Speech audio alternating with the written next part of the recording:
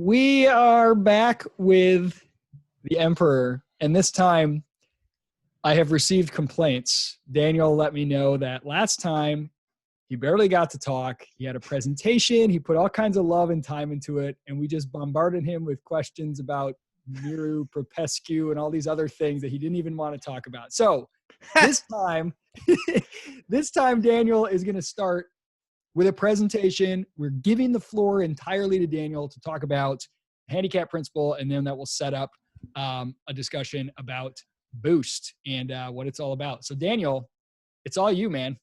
Okay, well, great to see you again, Isaac and Derek, and hopefully we'll see some more of the numpties later on.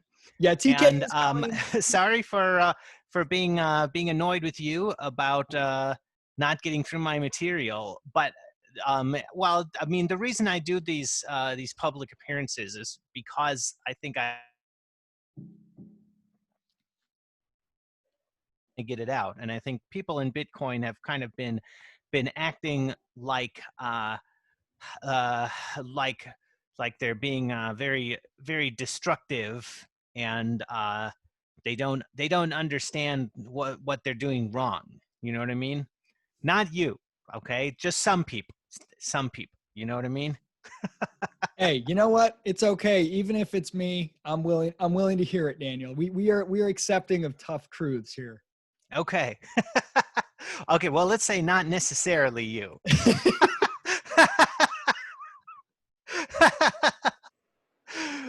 Okay, so we're gonna, oh, I actually have a correction from the previous discussion that I want to mention. So I got the definition of computable numbers wrong. A computable number is actually a real number that can be defined as a limit of a computable function. So if you think of the output of a computable function as a rational number somehow, and the sequence of rational numbers has a limit as the input uh, goes to infinity, then that's a computable number. But it doesn't actually change the main point that I was making back then, which is that Bitcoin is Turing complete as long as uh, um, it can do any computable function up to a not infinite but unbounded limit. In other words, we can't do every computable function all the way up to an infinite input, but we can predefine the maximum input to be any number we want in a Bitcoin script. So we can always go, we always have to go up to some predefined limit, but um, uh, that predefined limit can be any non-infinite number. I was gonna call you on that, Daniel, but I thought I didn't want to, create any bad blood. So I let it slide when you incorrectly defined it last time. Okay, well, thanks. um, well, actually, no. Next time you should call me out. Let's try to get things right on the first try. um, so okay, so I'm gonna let's see, share screen. I have a little presentation on the handicap principle, and can you see this now? It's just should be Yes. just black. Yep. Okay, so here we go. The handicap principle. Um, so the reason we need to talk about this is if you Google this, you'll find a bunch of papers saying that the handicap principle is all wrong and doesn't work. Here's some bibliography. Anyway, so we need to talk a little bit about the history of the idea, because I think that there's a lot of confusion in the scientific literature. But the two most important works on the handicap principle are Zahavi's 1997 book, The Handicap Principle, and then there's a paper by Graffin called. There's been some clarifications of Graffin since then, from Getty and Johnstone, and I guess I forgot to include Getty in this list here, so I don't have the reference for that. But if you just look, you can Google Getty, that's his name, and the handicap principle. But anyway, and I also included a paper from Samado, and he doesn't like the handicap principle, but he got it all wrong. So we'll talk about how people argue against it and what they don't understand. And I also included Adam Back because he came up with Hashcash. And what I'm doing is basically updating Hashcash for Bitcoin. So I made a proof of work service called Boost, and it works in a Bitcoin script. So what Adam Back said is that you would dial into he didn't specify how you would get the proof of work done. He said that you would talk to a server and they would give you a challenge. They would tell you what difficulty you're supposed to satisfy, and then you're supposed to satisfy it somehow. So what we do with Boost is you make a Bitcoin transaction with a bounty, and the bounty is redeemed by doing proof of work. So the handicap principle is the explanation for why you would want to use proof of work for something. The handicap principle basically says that first definition of a handicap. So a handicap is easily verifiable waste. In other words, I throw something away in front of you, and it's easy to verify because you can see that I've thrown it away. And I'm going to make a conjecture that there isn't a way to demonstrate cost that is more easy to verify than throwing something away in front of you. And that explains why handicaps are competitive as signals of fitness. So there's two aspects to handicaps. They're demonstrations of cost, and that's why they are honest signals, but they are also easy to verify, cheap to assess. So they provide cheap, relevant information. And the reason they are correlated with fitness is because if you choose to demonstrate cost, you have to make a choice about how much cost to demonstrate. So does all that make sense? Hopefully, this is kind of a complex idea, I think. But we'll go into everything I said more as we go on. But just remember, there's two aspects to handicaps. They demonstrate cost, and they're cheap to assess, and you need both of those in order to make them work. Would you, in where you say easily verifiable, would you, I guess, lump in with that difficult to fake? I guess maybe those are just different ways of saying the same thing. Yeah, exactly. And it's difficult to fake throwing something away in front of you. Of course, what does it mean by cheap to assess?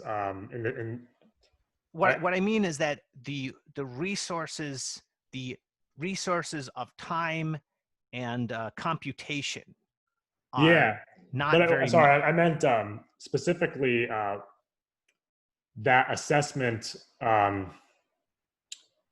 How specific does that assessment need to be? So, like, are we talking? Like how much knowledge does a person need to have of that, of what they're assessing, or how, because like for example, an advertisement could be considered a costly signal, right? In a sense, because they're like a Super Bowl ad could be considered in a way a costly signal, couldn't it? And yet, yeah, and right, and it's That's correct. And you can tell that an advertisement had money spent to produce it, because it will be distinctive. So it, like, often the advertisements have much better special effects than like the show that that you're watching when you Yeah. view the ad. Or like a way to make it, because the average person watching an advertisement, they may not be able to assess how much money was spent, even if the company is trying to show it based purely on production values or whatever, or creativity. But if you do something like get a very high profile celebrity on there to show your product, everybody knows that celebrity commands a lot of money, and that if you got them to do your 30-second ad for batteries, that's your way of showing that you're burning money, and you must have money to burn, and you must be very confident in your product. So it's a cheaper assessment than, let's say, you just tell people, hey, I spent millions of dollars on an ad campaign, trust me, right? Like, you got to be able to show it in a way that they can exactly. verify. Okay, no, this is an important point. So yes, you don't need the audience to know how much money was spent. Okay. What That's they what I was need to wondering. what they need to be able to rank content. So the audience should be able to see that one advertisement cost more money than another, but they don't need to know how much. So you mean so it's an ordinal ranking rather than a right? Ranking. Exactly. TK, welcome, buddy. Yeah, welcome. Good to see you. TK signaled to us how much more high status he is by showing up when he damn well felt like it. Yeah, exactly. Yes, because people with high status can get away with social faux pas more than low status people. So that's, yes, good, nice power move, TK. Okay, good. Yeah, I'm glad we got. I think I may not have mentioned that point about ranks quite perfectly in this presentation, so I'm glad we mentioned that. So, example, proof of work. Proof of work is easily verified spent energy, therefore a handicap, because it's cheap to assess, and it's waste. And when I say proof of work, I'm not speaking metaphorically. I'm talking about partially inverted hashes. So I'm talking about a challenge whereby a certain amount of difficulty is specified, and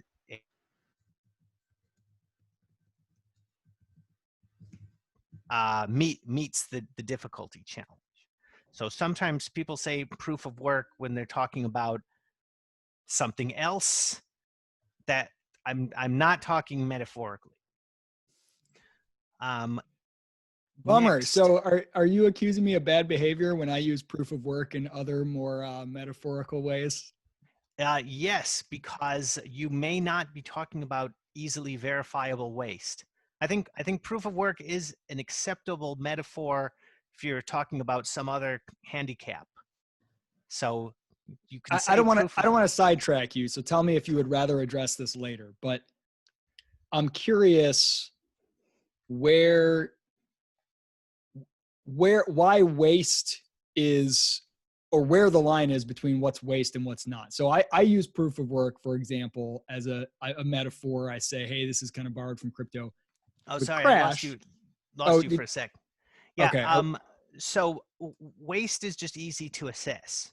So for example, like time spent, right? With people that we tell them on the job hunt, if you send a cover letter that says "Dear Sir" or "Madam" and it has all generic text that could have been sent to 10 other companies, right? That's easy to copy. That's easy to fake. You're faking interest, or you're faking time spent,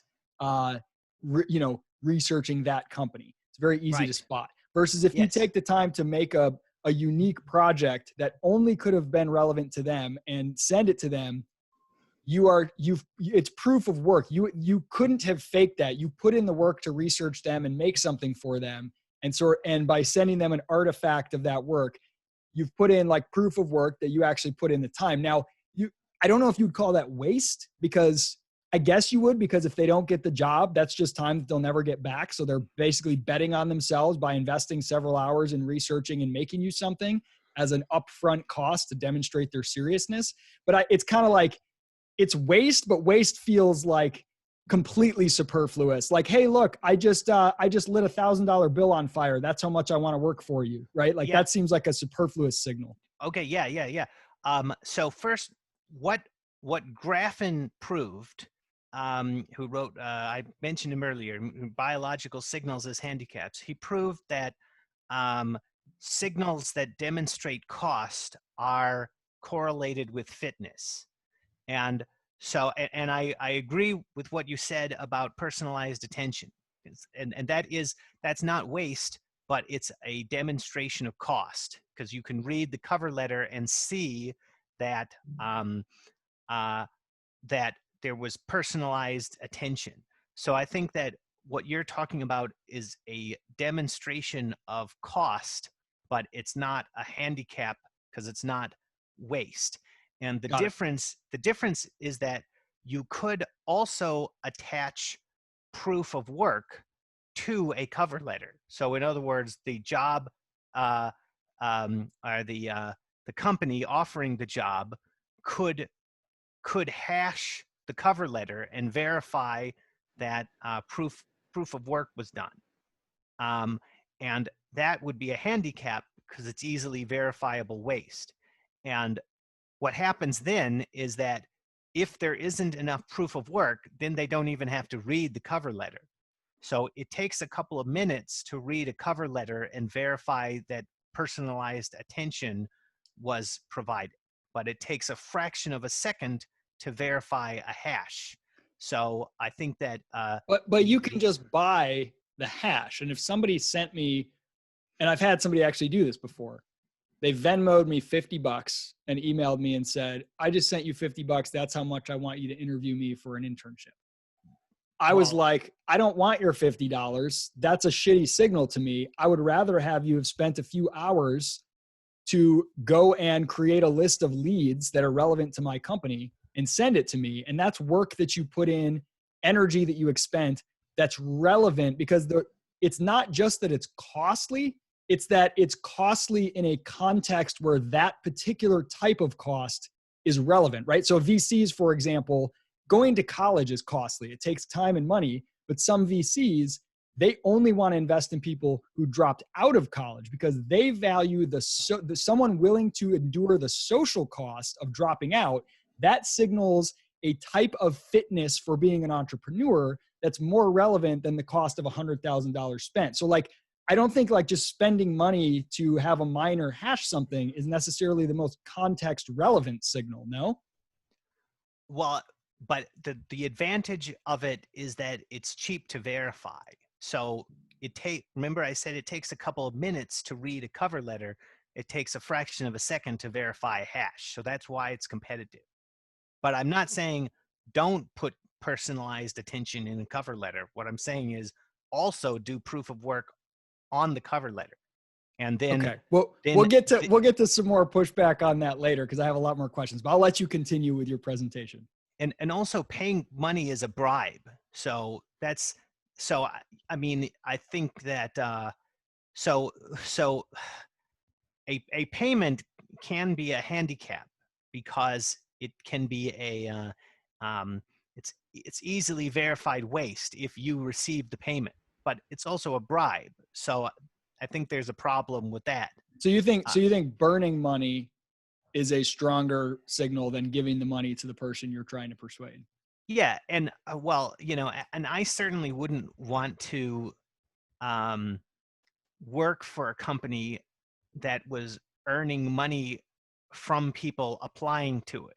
Right. I mean, this just goes, this is the same argument I have against using payments as a spam filter, which is that you can solicit messages and pocket the money and then not read them. So because if you use a payment as a spam filter, it doesn't actually work as a spam filter. It actually means that you want spam. Well, or And even like how Earn used to do with emails, and I guess Baymail has this option, but they also have the boost option where, say, you want to email Tim Ferriss or somebody that's busy, you can put $100 on there and send it to him, and he's like, oh, if I open this, I get $100. Now there's two issues. One, he may just open it and never respond and just collect the money.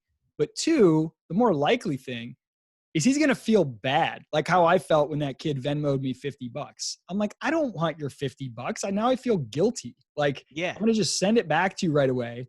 Versus if he would have done something in my case that demonstrated that, say, he spent several hours doing something of value to me, and it's not giving me money directly, but it's showing that he was willing to burn energy. That's better. It doesn't put me in an awkward situation. yeah. Guys, are you able to hear me okay? Because I'm having I'm hearing some, like you're disappearing on me pretty regularly now. Is my connection okay? You sound okay to me, so maybe it's on my end. Okay, maybe Okay. I just need to See and stop hear you talking. just fine. Okay. I can hear everybody fine. Okay, great. Daniel, I'm sorry. I know I don't want to interrupt you, but I was wondering about the question of waste. Because it isn't a costly signal, the idea is to have some sort of gain from it, right? I mean, like the peacock wants to mate and reproduce. Right. So, Yeah. Okay. Yeah. is anything considered wasteful in that context, considering they're getting something? In the end of the day, it's almost like they want it's a trade-off, right? Like they're getting Yes. something more valuable to them. Okay. Yeah. I'll talk about that. So I want you should read biological signals as handicaps.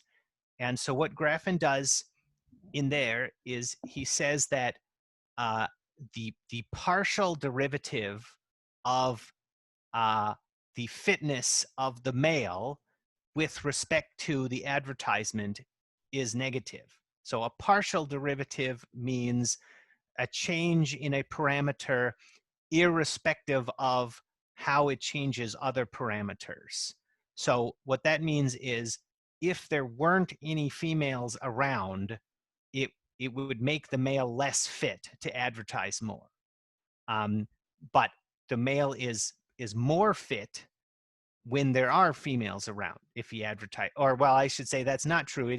He's more fit up to a certain level, because there's a point where where more advertisement is worse than the cost of the advertisement is worse than the benefit of more female attention. And the difference is that the benefit that you get from the advertisement isn't something that you control. So what you control is the waste that you display. But that doesn't actually mean that anybody will buy your product. It just means you'll get more attention. And that's kind of what forces you to have a good product if you have a costly advertisement, because you can't. And that's really important. Otherwise, the signal doesn't work. If you signal in a way that everybody knows, oh, well, as long as you do this, you're going to get a payoff. It doesn't look like a signal. It just looks like an exchange. But if you signal in a way that has risk involved, like you might actually just suffer for this without any outcome, then that's a legitimate costly signal. Yeah, exactly. So the problem solved by handicaps. The problem is more applicants than you have time to assess. And you want to find the best candidate from among more candidates than you have time to look at closely. And the solution that handicaps provide is the optimal way of rejecting candidates down to a reasonable number that you can look at closely.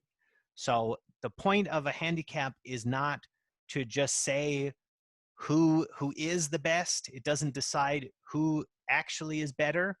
It's just a way of optimally bringing the number of candidates down to an amount that you have time to look at closely. And it's optimal because you are least likely to reject the most qualified candidate when you use a handicap. So a handicap is step one of an evaluation process. It is not well, it can be the only step in an evaluation process. It's actually a completely dumb system, and it works okay even if you don't have anything else. But optimally, like if you have better ways of looking at candidates, you would want to use them. It's just that there's a limit to how many candidates you can assess. So the handicap is a dumb way of getting rid of the obviously unqualified ones. And if you don't use it, then you end up wasting time evaluating candidates who just are not who are wasting your time, or who are not worth your time. So and this is a claim. When I say that it's the optimal way, that's the handicap principle, and this is a claim that is not absolutely proven. The handicap principle in the scientific literature have not treated the handicap principle in this way, and I think that that's kind of the mistake that that later discussions have made. If you look in the scientific literature, what has happened after Zahavi is that everyone is kind of talking more about Graffin's paper than what Zahavi said. But Graffin's paper isn't a complete model of the handicap principle. It's a model of costly signals, and it talks about why a costly signal is honest, but it doesn't model handicaps because it doesn't do the easy to assess aspect of handicaps. And because later discussions haven't realized this, they haven't quite understood what Zahavi was saying in his original book. So in the book, The Handicap Principle, and in his other writings, Zahavi doesn't use mathematical models. He uses examples and thought experiments. And the later math models haven't completely encapsulated what he said, because they missed the easy to assess part. So anyway,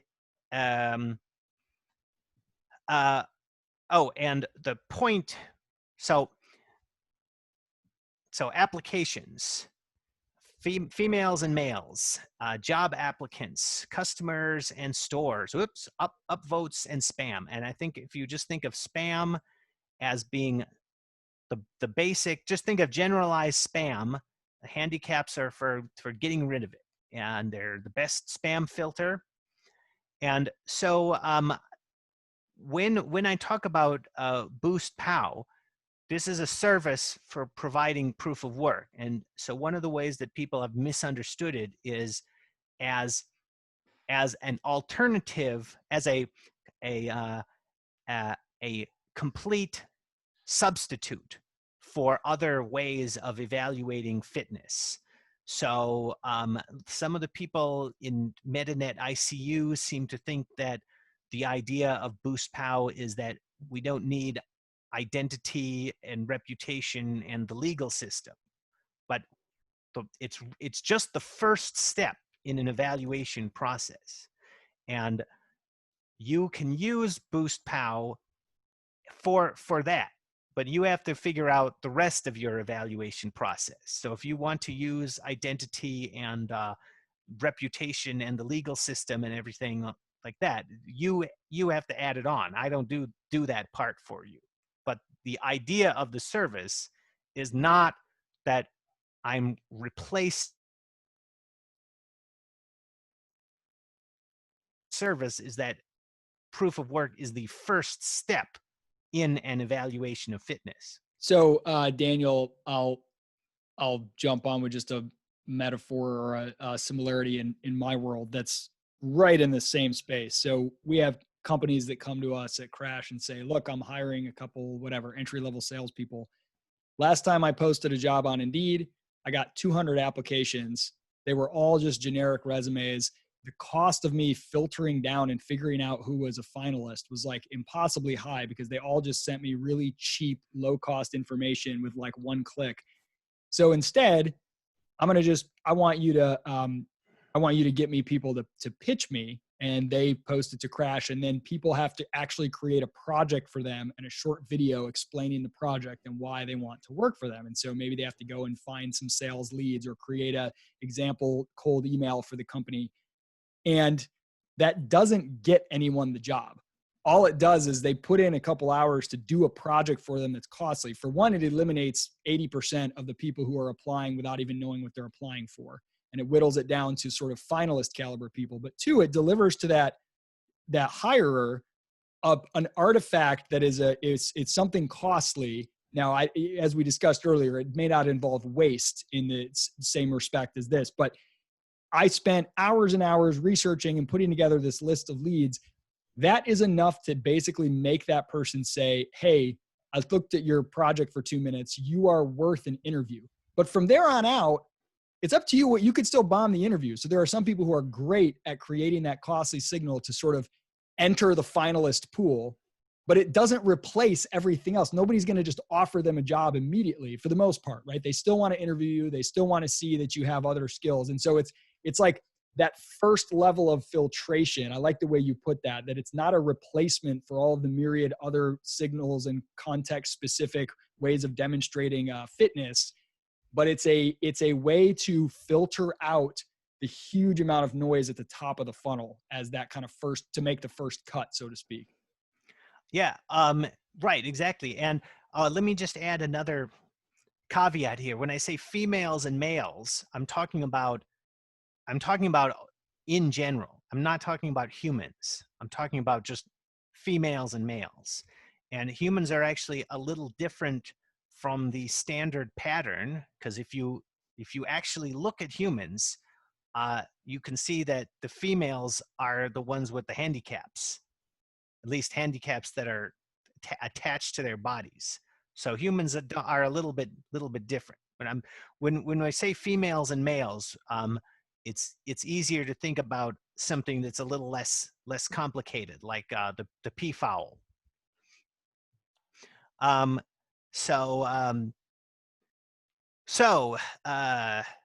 What are we at next? Okay, what happens when we don't use handicaps?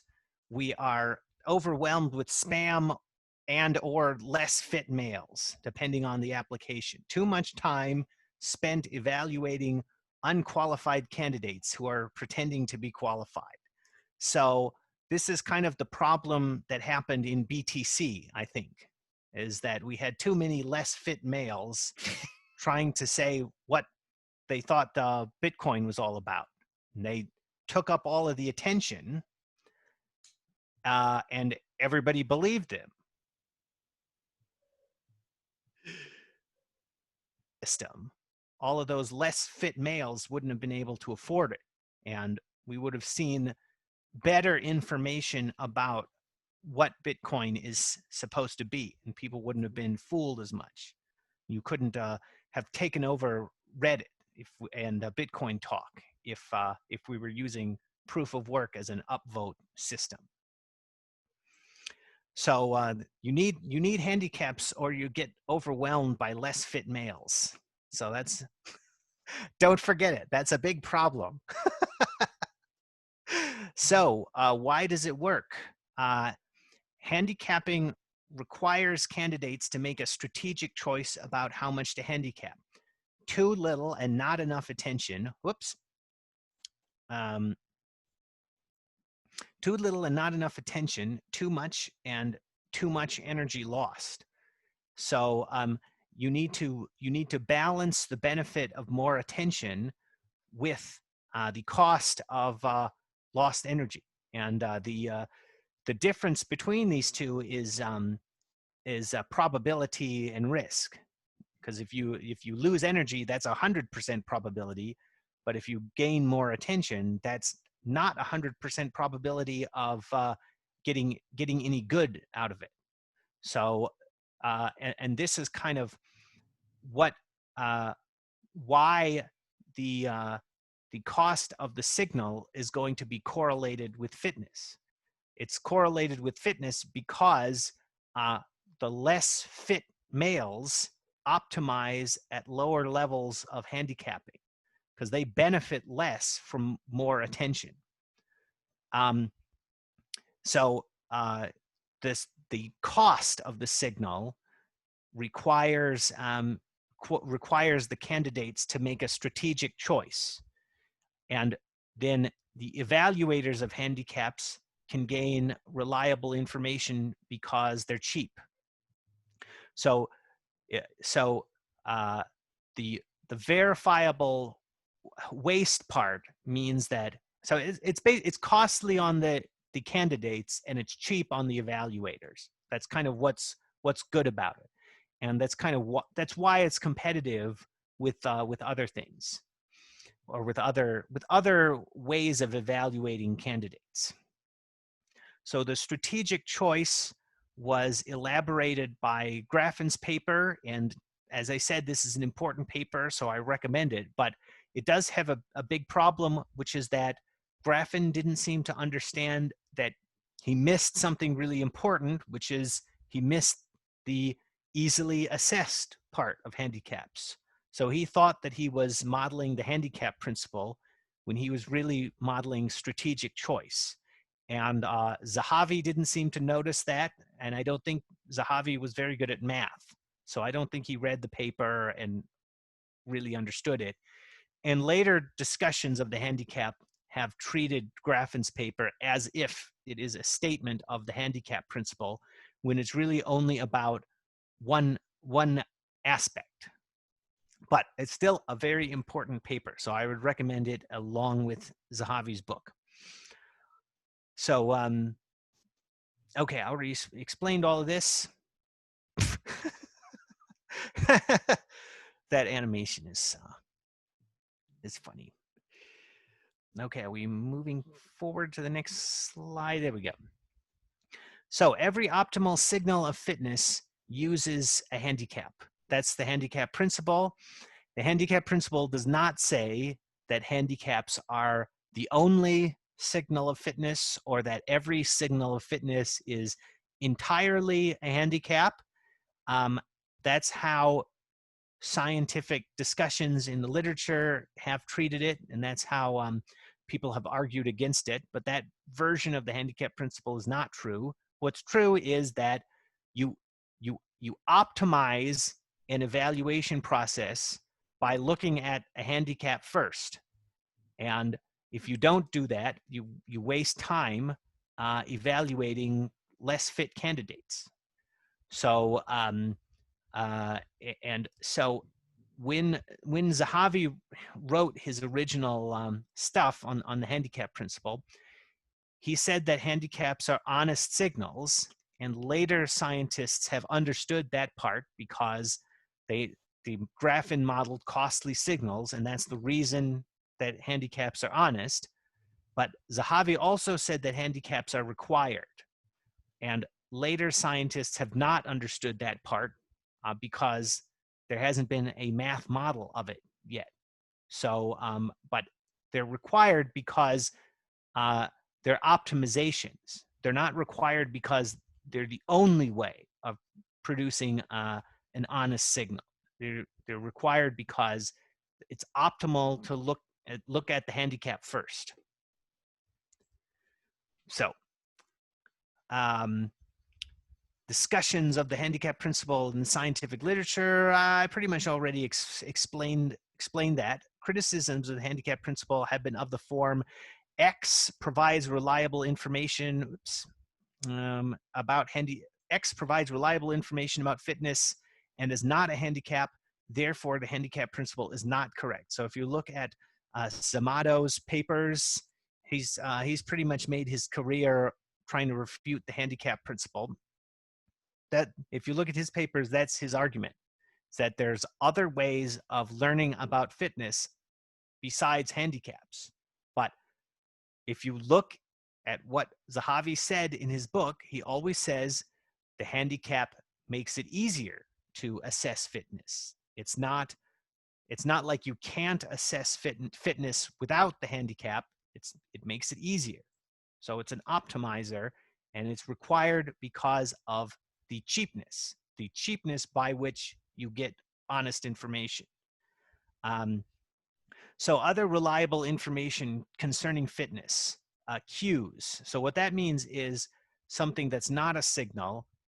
It's just something that you would look at about a candidate, not something that they created to show you, just something that's just naturally about themselves that you can look at for fitness. So if we're talking about females and males, again, maybe like you can look at big muscles, right? That's not a signal. That's just something that naturally shows strength.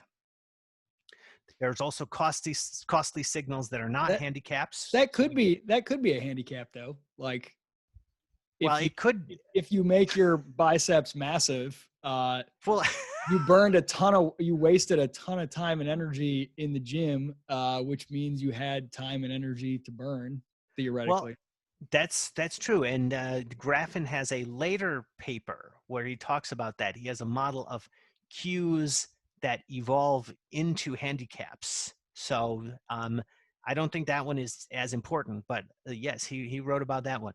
So there's also costly signals that are not handicaps. So we talked about that. There's also punishments for liars.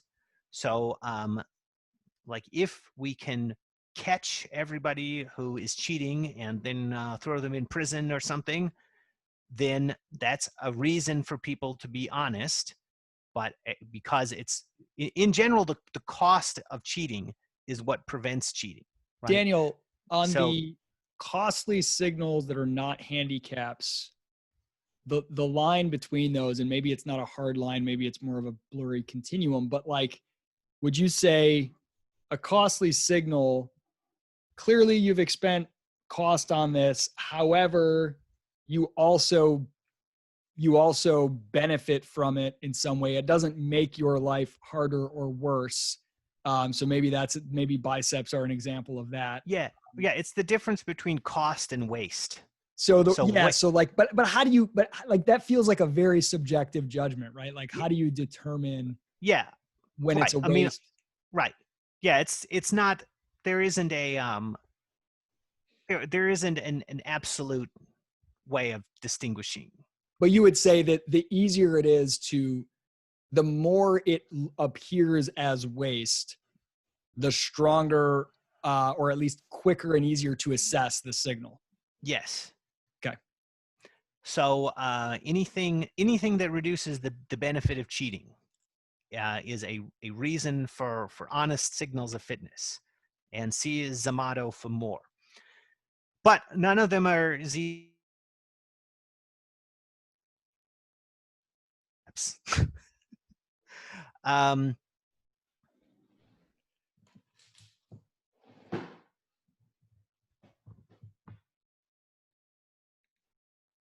Okay, example, degrees. So there's an interesting thing in the scientific literature, which is that after Graffin made his 1990 paper, well, as he was writing it, I guess, because he mentioned it in this paper, he found an earlier paper in economics by Stein that has exactly the same model as Graffin, but it's not about handicaps. It's about degrees, and it's about using degrees to increase your odds of getting a job.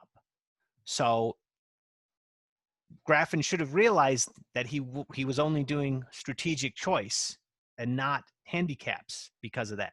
Because Stein came up with the same model and he knew about it, but degrees are not handicaps. They are costly signals, and therefore you would expect them to be correlated with fitness, but just wasting stuff. Well, I would say that some degrees are just wasting stuff. But yeah, I mean, I think this is where the previous question is important, where like a degree is such a complex bundle of things that come with it that there is an element of waste potentially, and sometimes a lot of it is waste, and sometimes not all of it. There's a whole mix, and to your point, the main point isn't whether it's a just a costly signal or a handicap. Probably has a little bit of handicap mixed in there. The point is that it's not easy to assess which one it is. You can't tell just by looking whether or not this person is costly, is handicapping themselves, or just obtaining a costly signal. Or in some cases, it may not even be a costly signal. Maybe their education was free because their parents work at the university and they went and benefited from it, and it wasn't even much of a cost. So it's the ease of assessment that I think is missing from this component. Yeah, exactly. This is the difference between a handicap and a costly signal, because it's just hard to say what a degree means. Because as I say here, there's degree mills. So you can have a completely meaningless degree that is masquerading as something meaningful. And there's also differences in universities. And then there's differences in the subject matter. What do you can think have of a prestigious Charles Sturt University? Excuse me? What do you think of a degree from Charles Sturt University? I have no idea. What is that? That's where Craig has like 20 degrees or something. Oh, I don't know. Does a degree become more valuable if you have a wheelbarrow worth of them?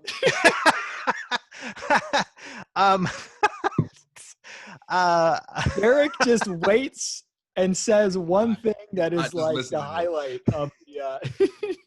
Okay, well, it might actually be a costly signal for the opposite reason.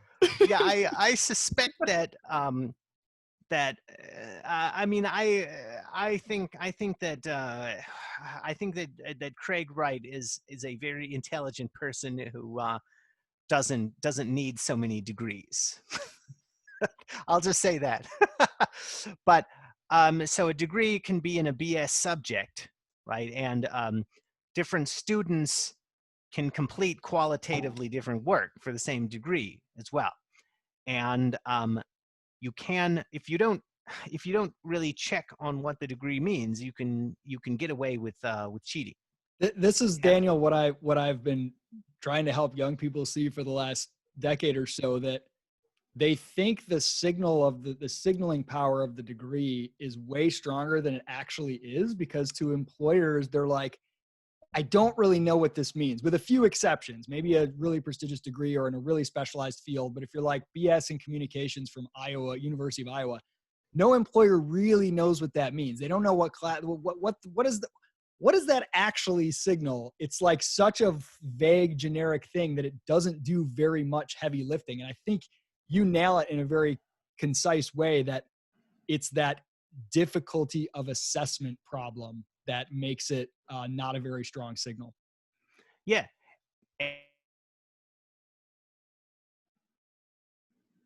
And I think,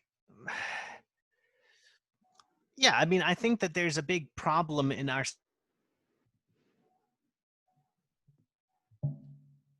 Is it just me, right, who are trying to take all of the attention by claiming to be worth listening to, when really it's very hard to tell who actually is worth listening to. Example, legal system. Craig Wright says that you can put him away for 20 years if you can prove that he lied under oath about being Satoshi Nakamoto. So I think that this is arguably a handicap, but proof of work is still easier to assess, because you have to verify that this oath happened, and you have to know about the legal system in order to recognize the testimony under oath as a costly signal. Daniel, is the signal less valuable if the person who's signaling knows they're doing it? No, I think that's kind of no. You have to make a strategic choice. So I think it's good if you do it consciously. Yeah. Then you're going to be better at strategically choosing. So but this is a demonstration of cost and therefore correlated with fitness, not as easily verified as proof of work. I guess in some ways it's kind of like acting, right? It's okay to know that you're doing it. You just want to make the other person forget that you're doing it because you're doing it so well. I mean, I think that depends on what we're talking about, because I think that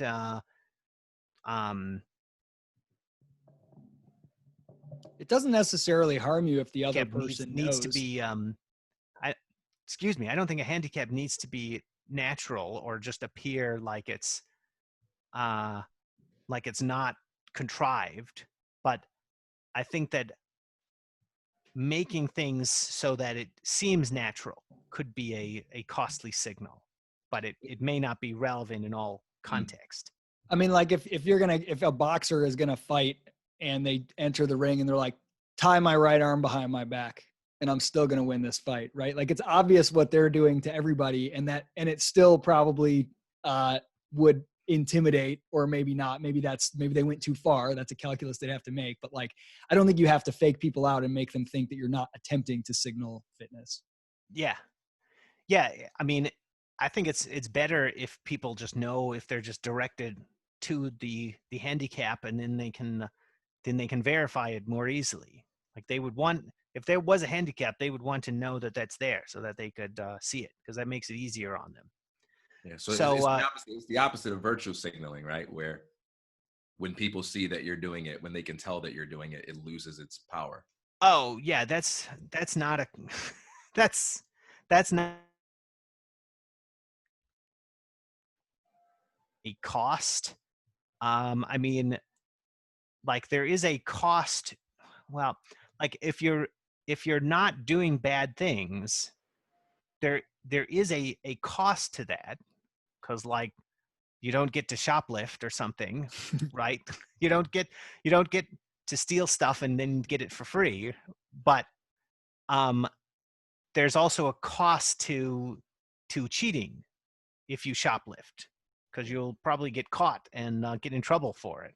So I think that if there's already punishments for being bad, then it's not really a costly signal anymore to be good. And then if we're talking about virtue signaling, then there's another question about whether the virtue is actually something good.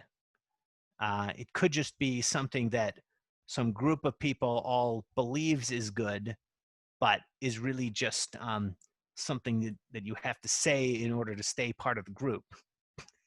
So I think that there's a big... I was thinking about it in terms of, like, Isaac and I talked about this and talked about the idea how, in a sense, capitalism is a big virtue signaling machine, because you are constantly trying to signal to your customers the virtue of, hey, I have your best interest in mind, or I care about you, or I can be relied on. I'm going to provide you with good quality service. But what we typically call virtue signaling, in the form that we reject, it's the cheap kind. It's where you look like you are desperately groveling for people's approval. You're trying to wave a flag that says, I'm a good guy. Yeah. Whereas if you're doing virtue signaling really well, you don't look like you're virtue signaling. You just look like the barista at Starbucks who seems like they actually like you. Yeah, a real handicap is acting like a bad guy, because then you're risking getting in trouble. Yep. So, I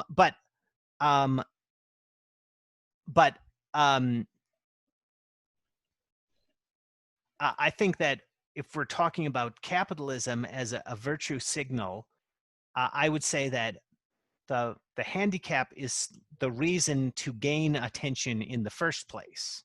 So like an advertisement isn't or an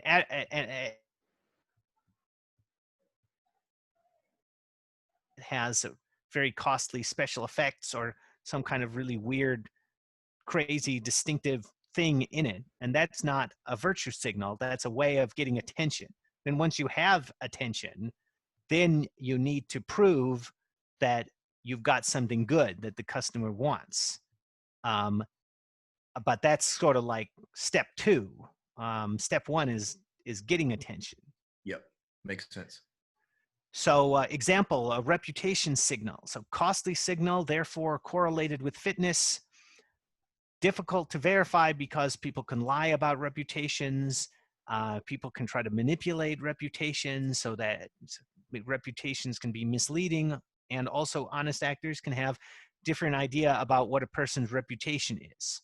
So reputation is another costly signal, but it's not easy to verify. So here's Graffin's model. I pretty much already said everything about this. So we'll just skip on to the next one.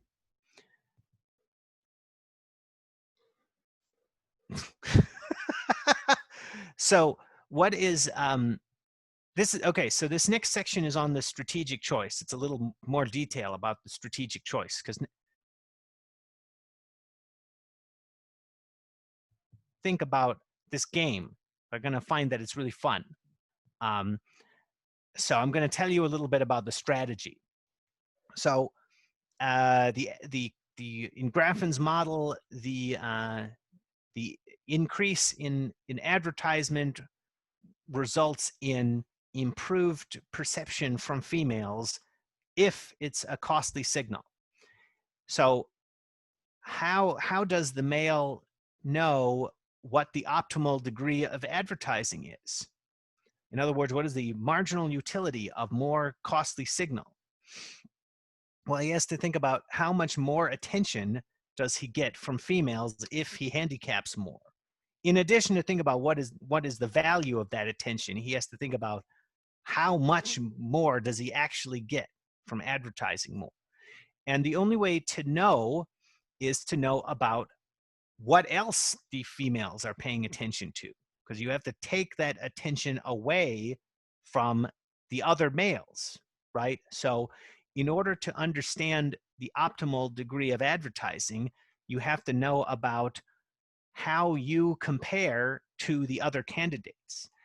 And you have to figure out what rank you can choose that makes you competitive with similarly ranked candidates. So that actually makes it a very complex game, because you have to know about everyone else in order to figure out what is the optimal rank. So that's kind of, so okay, so here's Dante's Paradiso. So in Dante, when people get to heaven, there's ranks in heaven, and and nobody on lower ranks is envious of people on higher ranks in heaven, even though you get to be closer to God on higher ranks. Everybody is in their perfect rank in heaven. So the handicap game is kind of like that, because you win by figuring out your best rank. You don't win by achieving the top rank unless you actually are the top candidate.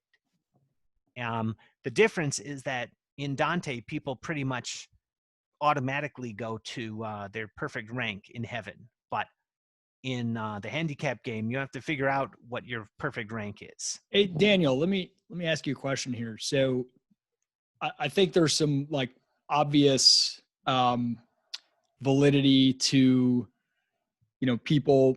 people wanting to win within their rank or be in the right rank and be successful there. So for example, like if you're in a middle-class neighborhood, you're not necessarily worried about, looking as cool or wealthy as somebody in the richest neighborhood in town, but you are worried about looking to be at or near the top among your current neighborhood, right? Among your current neighbors. Yes. You need to keep up with the Joneses. Right. So there's tranches, but there's also an area in which clear ranking, like down to the most granular level, is not desired. So there's a great book by Venkatesh Rao called the Gervais principle. And he's basically using the show The Office to share all these kind of sociological truths about office environments and life in general. And one of the things he talks about is like 3 categories of people in any corporate environment. You have sociopaths at the top, clueless in the middle, and losers at the bottom. And those terms he uses are more playful than anything, but sociopaths are just like, the ambitious, driven, whatever,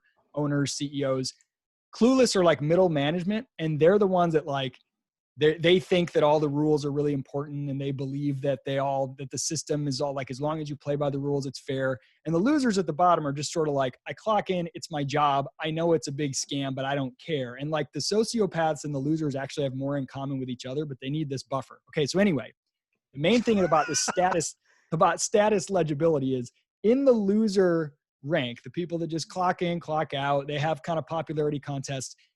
There's always clear legibility on who's the alpha, who's the coolest one among them, and then who's like the omega, who's kind of like the loser among them. But everything in between, you can't have status legibility, because everyone needs to be able to think, well, I know I'm not the alpha, but I'm like pretty close. I'm like in the cool, closer to alpha group. And those other people are probably closer to the omega. And as long as they can all maintain that belief that they're maybe not the coolest, but they're probably closer to the coolest. But if you actually have something that causes pure status legibility, so like in the show The Office, they have like a competition of some kind.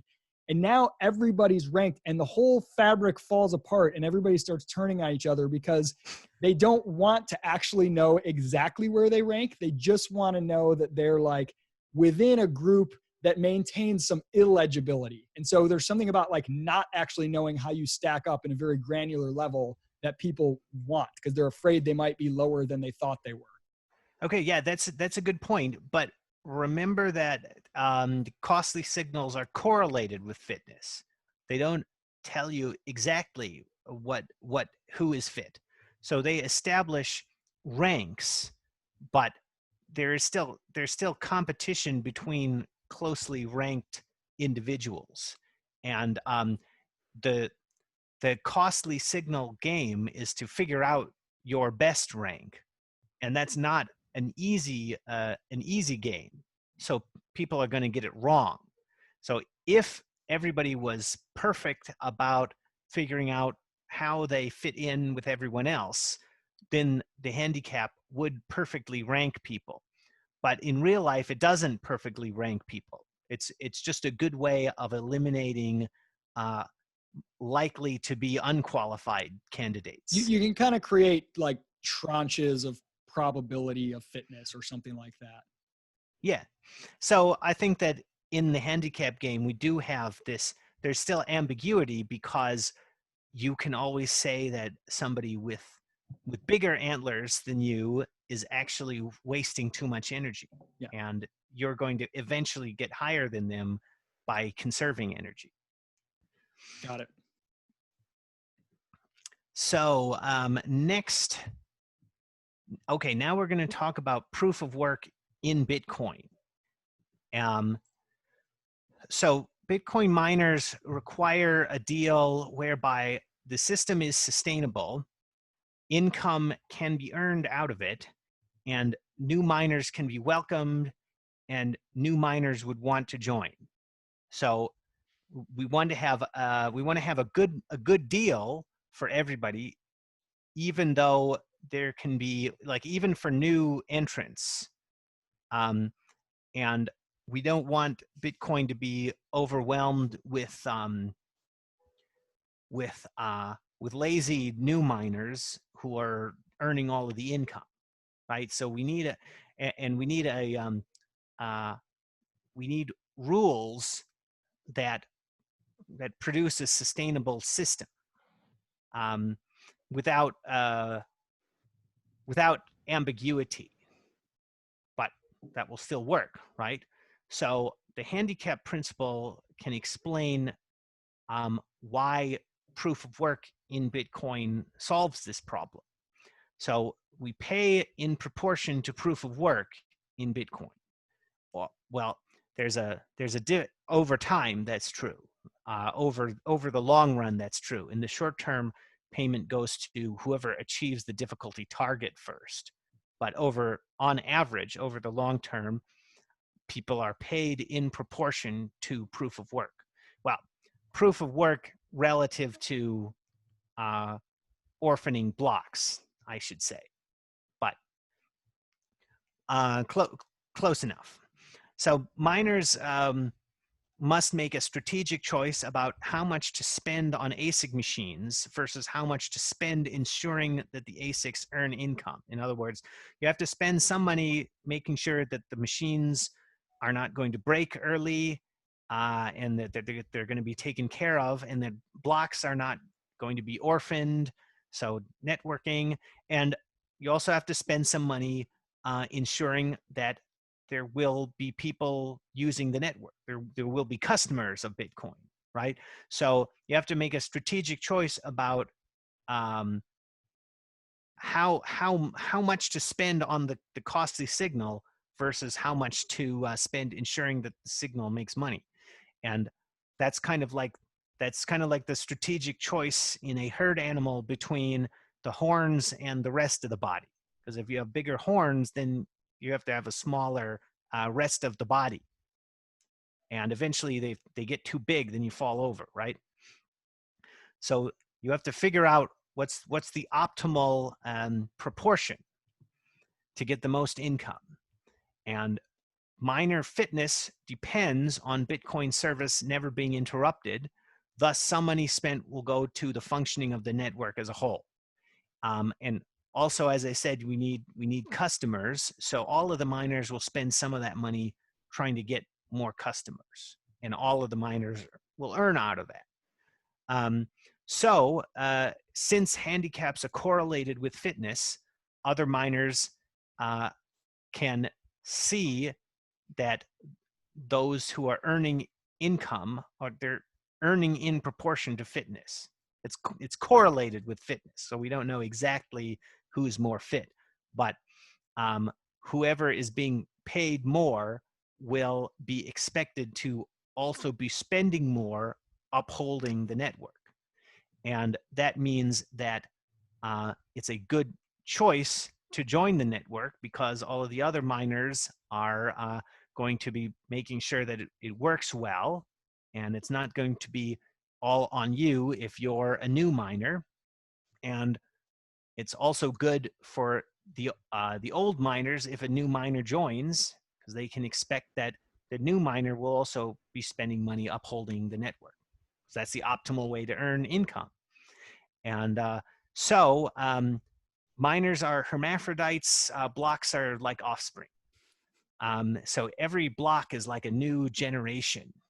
That's kind of how, so in Grafen's model, there's males and females, and they each have a different, they're each playing a different game. But in Bitcoin, a miner plays both the male and the female role, because the miner has to connect to the other miners in proportion to proof of work, which is like the female role, and it also has to produce the costly signal to attract attention, which is the male role. So, so the Bitcoin network is just like in Grafen's model, except there's one kind of individual in the population rather than two kinds. How is for the miners themselves, the activity they're engaging in, why would you call that a handicap versus just a costly signal? Because they're burning energy, but it's not waste.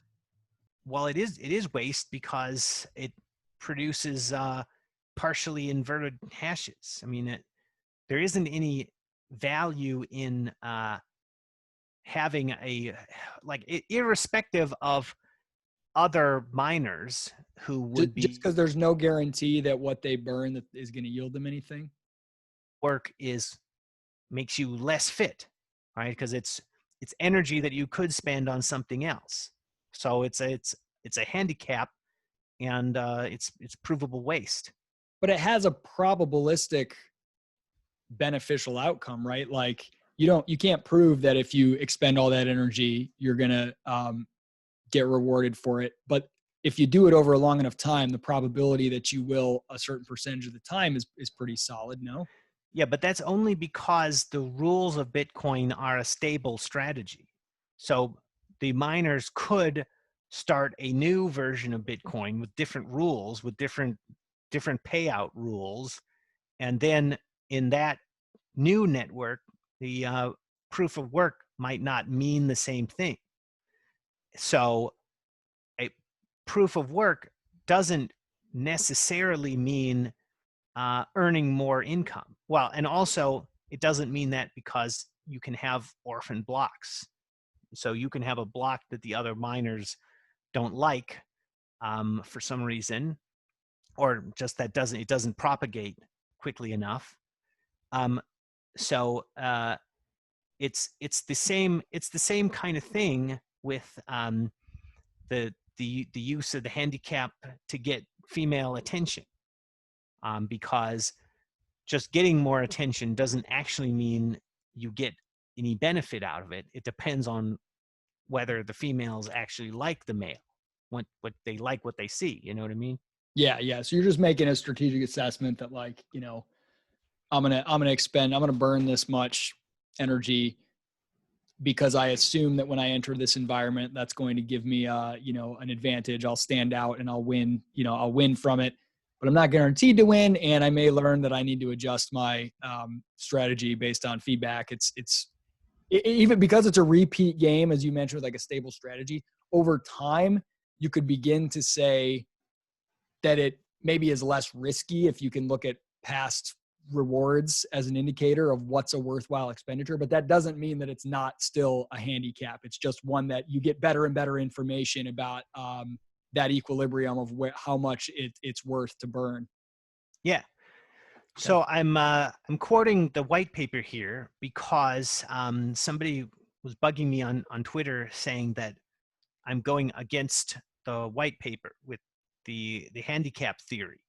So what I say is that the white paper explains why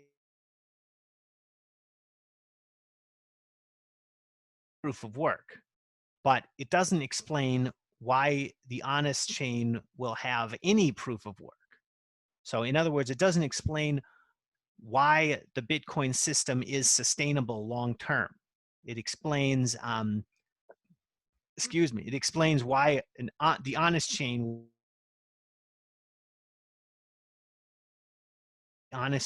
would survive, and the handicap principle explains why Bitcoin is a long-term sustainable system, or at least it partly explains that. It doesn't explain everything about it. And in general, I would say that the white paper doesn't say too much about the economics of Bitcoin. So there needs to be more to explain why Bitcoin is long-term sustainable. Well, Cobra is going to rewrite the white paper anyway, so he can just maybe throw in a section about that. Right. Yes. Well, yeah. That sounds really interesting. So next I have a clip from Craig Wright, a candidate, a possible candidate for being the inventor of Bitcoin. That I sent. So I have to stop sharing my screen. Yep, I'll share my screen, and I'll play the clip. Okay, so I don't know why it has these subtitles now. If you can't hear it, let me know right away. Even when you're talking about hash power, as people say, and I've even said, can you hear that? Yeah. Okay, here we go. Sorry. Myself, is a peacock tail. It's an evolutionary game theoretic concept. So who can tell me the game theoretic thing about a peacock? Anyone know that one? No?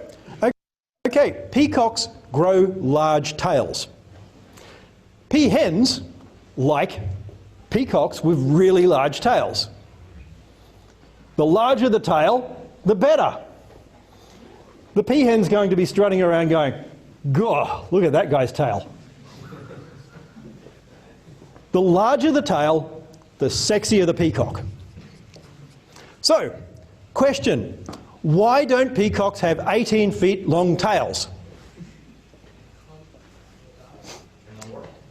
Because if they've got tails that long, they become lunch. They would try and get up in a tree branch, and the tiger will go rip and pull them down. So this is the whole point. It is a signaling device. Basically, a tail needs to be as long as possible to show that the peacock is really fit.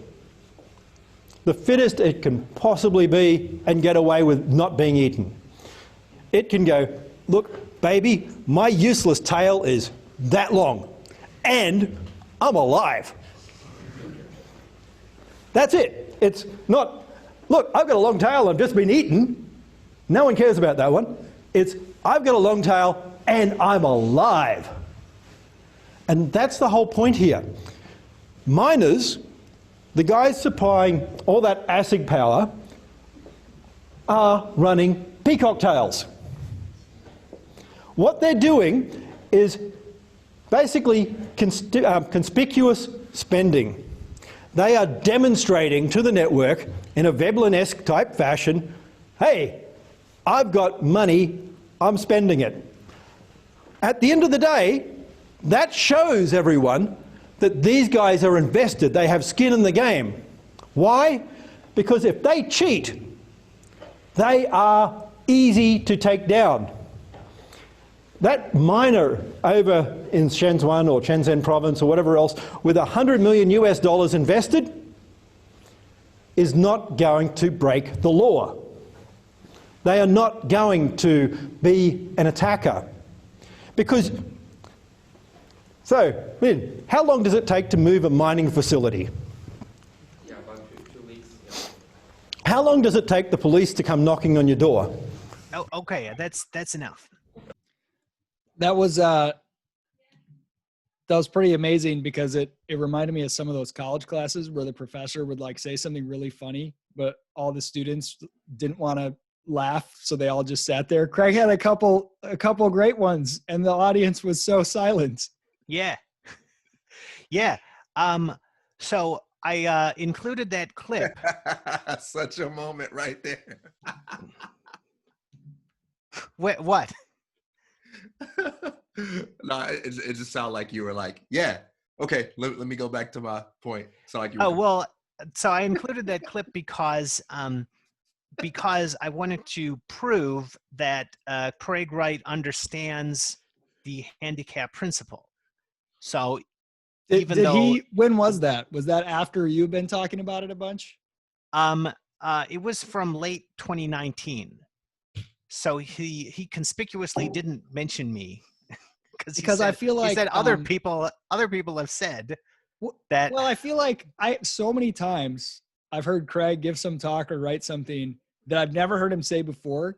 That's really interesting. But like Derek tweeted out something by Mike Hearn like 2 weeks prior, and then Craig will say something that sounds very similar, or Ryan X Charles would have said something. And part of me is like, is this dude just scouring the web and finding everybody who's saying interesting stuff and then just saying it in his own words? Yeah. Afterwards? Yeah. So anyway, no comment on who was first, huh? He sometimes does that. So, but I wanted, so even though the white, oh, excuse me? No, don't you just love how Daniel is not scandalized by anything? Like, he has his focus, he knows what matters, and when you point out all this stuff, it's just like, yeah, I mean, whatever. Well, it's Bitcoin is a cooperative system, so right now I can't dethrone Craig Wright, so I just have to go along with him. So if the rest of us would just cooperate with Daniel and let him finish his presentation, we'd be good Bitcoiners. Yeah, well, you have to find your correct rank in the costly signal game. So, I'd rather your correct rank is to be the listener. there's something that's really important in what he said that that I'm going to talk about next, because there's a really important way that that Craig and I disagree on how the handicap principle works in Bitcoin, and it has to do with why he doesn't think that boost POW is a good idea. Oh, okay. So hub. Okay, well, I should have said this one earlier, but hub and spokes versus small world.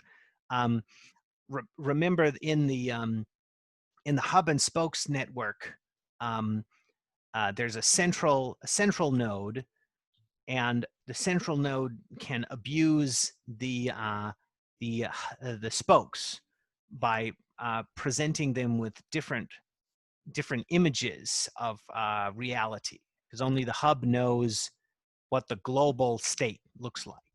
It can tell the spokes different lies about the global state and take advantage of them that way. And in the small world network, everybody is competing to figure out the best view of the global state, and they're trying to communicate that global state to everyone, because if you do it first, that's better. There's a competition to be first to say what the global state is. So the handicap is a critical component of how we can transition from the hub and spokes network to the small world network. Because if we don't have the handicap, you don't know who to listen to initially. If everybody is dependent on the hub, they need a way to figure out who else to listen to in order to form the small world network. And if they don't know, if they don't have a handicap to tell them quickly and easily, then they just end up listening to other nodes that are giving them bad information. So they're overwhelmed with less fit males. So anyway, this point was made a little bit out of order, but whatever. So now we're going to talk about boost POW. So boost POW is a proof of work service, and the idea is just that proof of work is useful for more than just Bitcoin mining.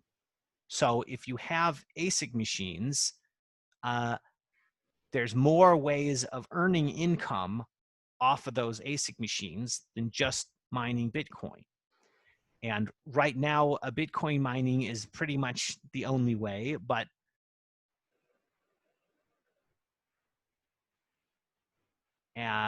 as the initial state or the initial step for evaluating candidates, people would want to buy proof of work to use it for that purpose.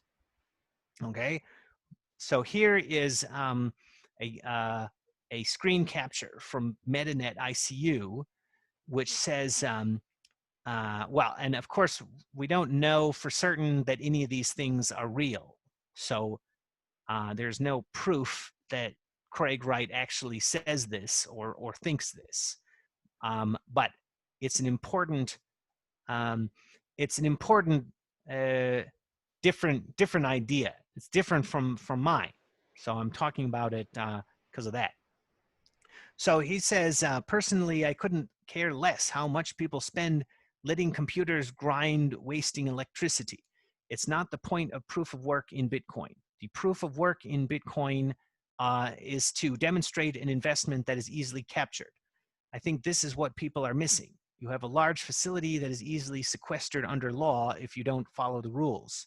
These other systems are all about code is law.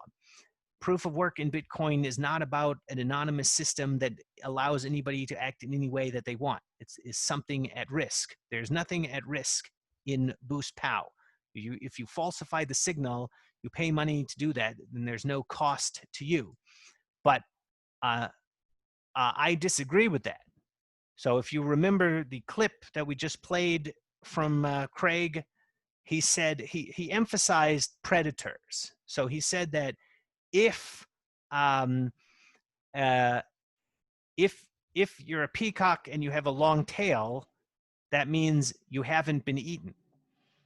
And he's saying that if you have proof of work, but you don't have the ASIC machines that can be taken away by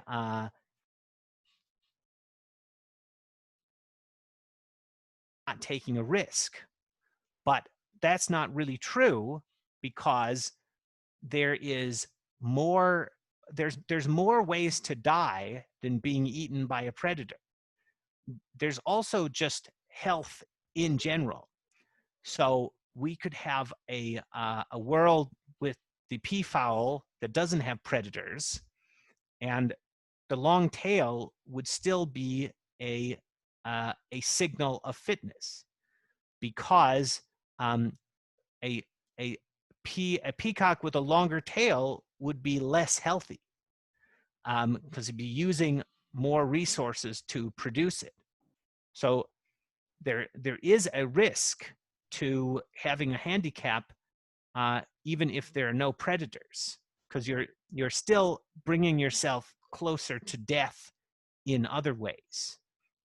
And with proof of work, the cost is spent energy, and the risk is just running out of energy. So and also a point about handicaps that I've emphasized is that they're easy to verify. And what's easy to verify with proof of work is that energy was spent. It's not easy to verify that somebody who spent the energy actually owns the machines.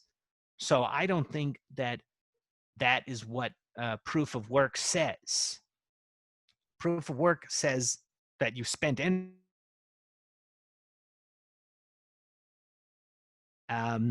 So I think that Craig Wright was thinking that proof of work meant something other than it really does when he was designing Bitcoin.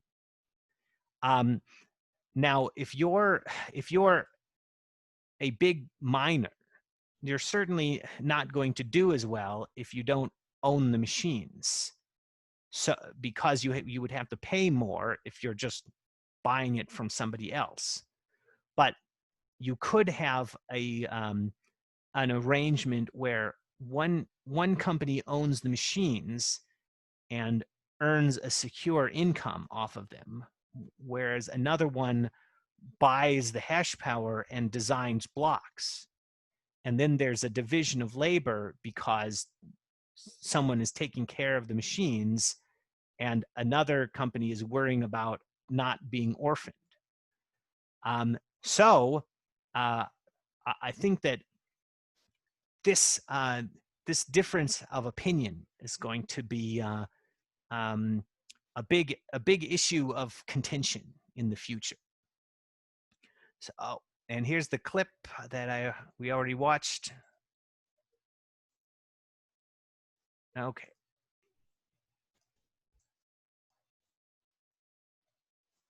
Okay, I wasn't able to transmit sound with my version of Zoom, so that's why we played that through Isaac's account. So people who disagree with me on handicaps, either I am wrong or I am right and the other person doesn't understand, or I am right and the other person doesn't want to reveal how much he can handicap. In other words, he doesn't want to provide an honest signal of fitness. So this is important because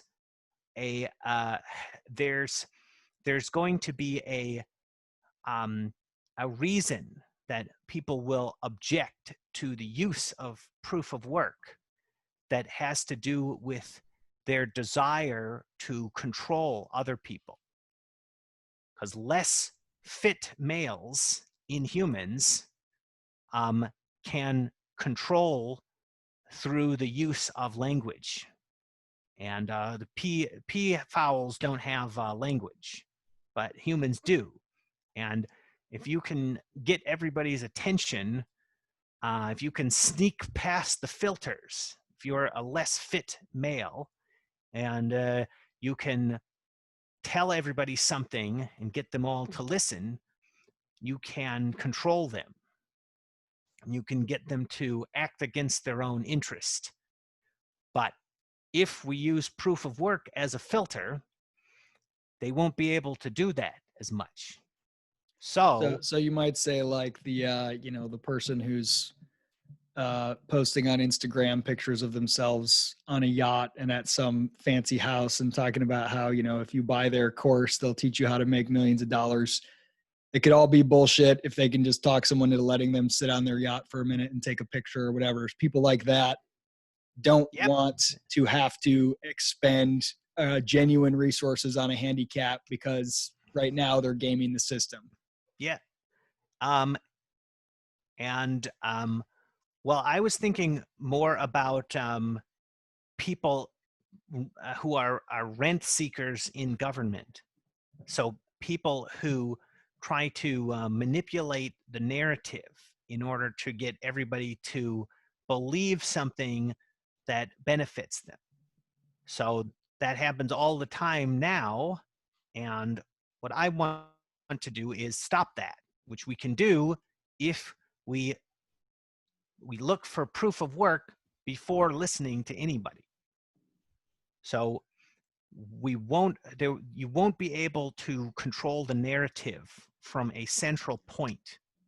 So let me ask you a question, Daniel, because are you not just adding one layer of separation that still might require you to go further back into things that are really hard to verify? So, for example, with Boost, if I understand it properly, I could basically, I don't have to be a miner. I could just pay money for a miner to burn a bunch of energy in a way that's provable on a public ledger that everyone can see. And I can say, whatever, maybe I write an article and I spend a ton of money, burn a ton of energy that I'll never get back to boost that article. That doesn't necessarily mean that ought to make the first cut when I'm trying to whittle down what's worth listening to, because maybe I got that money through some shady government grants, or I got it through, right? So like if you're just using money at the end of the day, you're paying someone to burn energy in a provable way. You're just proving that I spent money, but I could have gotten that money in a shady way that actually doesn't mean that I'm somebody worth listening to. Yeah. But you take more, remember what we said earlier about less fit males optimizing at lower levels of advertisement. So somebody can have a lot of money, but that doesn't mean that they optimize at a lot of proof of work. You optimize at a lot of proof of work if you're actually saying something that other people would want to know about. So, or that you would want them to know about, right? Like, I mean, why would I, if I'm a propagandist and I want people to believe something because it will benefit me if they believe it, it's entirely possible that I have access to a lot of money, but that does not prove that what I'm trying to say is worth listening to just because I'm willing to spend money to get the message out there, right? Yeah, but you optimize at a lower level of advertising if you don't have a good message. So if you spend all of your money to get the top rank, you're not playing the strategic choice game correctly, because you think that winning is about achieving the top rank when really winning is about achieving the correct rank. So what'll happen eventually to people who don't understand the game is that they will run out of energy and they won't be able to achieve high ranks anymore. Based on what though? So like, let's say I want to convince everybody that, they have to buy some supplement or they'll die. And I'm the one who's, I'm an investor in the supplement. I spend a ton of money. They're just less healthy. So just imagine if we had proof of work during the Cold War. Then the USSR would have had to have spent a lot of energy proving that their economy was good. So what they did at the time was lie a lot. So they spent a lot of energy lying, but they didn't spend a lot of energy on proof of work.